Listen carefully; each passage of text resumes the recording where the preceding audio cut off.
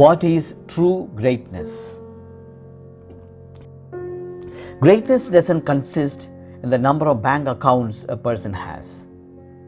It doesn't consist in an individual's wealth or the number of houses he has in different parts of the world. It doesn't consist in the number of zeros and commas in a person's salary. Greatness doesn't consist in the number of cars parked in his garage. It is not defined by the title next to his name. Greatness doesn't consist in the number of awards he has received or the number of people under him. Greatness has nothing to do with pedigree. It has nothing to do with location, color of the skin, race or physical appearance.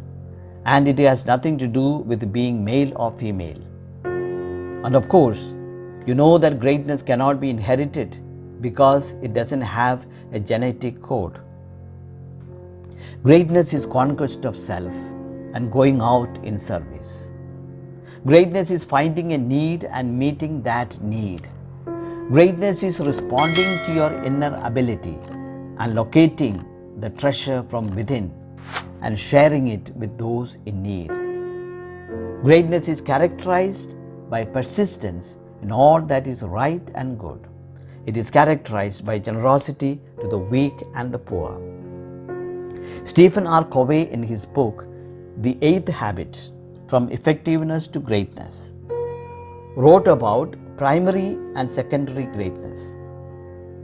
He stated that secondary greatness involved position, wealth, talent, and popularity, whereas primary greatness is about service above self, contribution, respect for all people, moral authority, servant leadership, and sacrifice.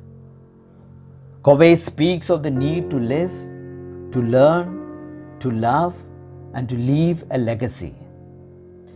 The people who have made greatest difference in the world understand the significance of adding value to others. To quote the words of Albert Schweitzer, I don't know what your destiny will be, but one thing I do know. The ones among you who will be really great are those who have sought and found how to serve. In the Gospel of Matthew, chapter 20, verse 26, Jesus told his disciples, "Whoever wants to be great among you must be your servant." On Holy Thursday, before the Last Supper, Jesus washed the feet of his disciples. The washing was done either by a slave or a servant. Jesus played the role of a servant and washed the feet of his disciples. Then he said, "Do you understand what I have done? I, your Lord and teacher, have washed your feet. So you also should wash one another's feet. I have given you an example. You should do as I have done for you." Napoleon made himself master of France and most of Europe by the power of his armies.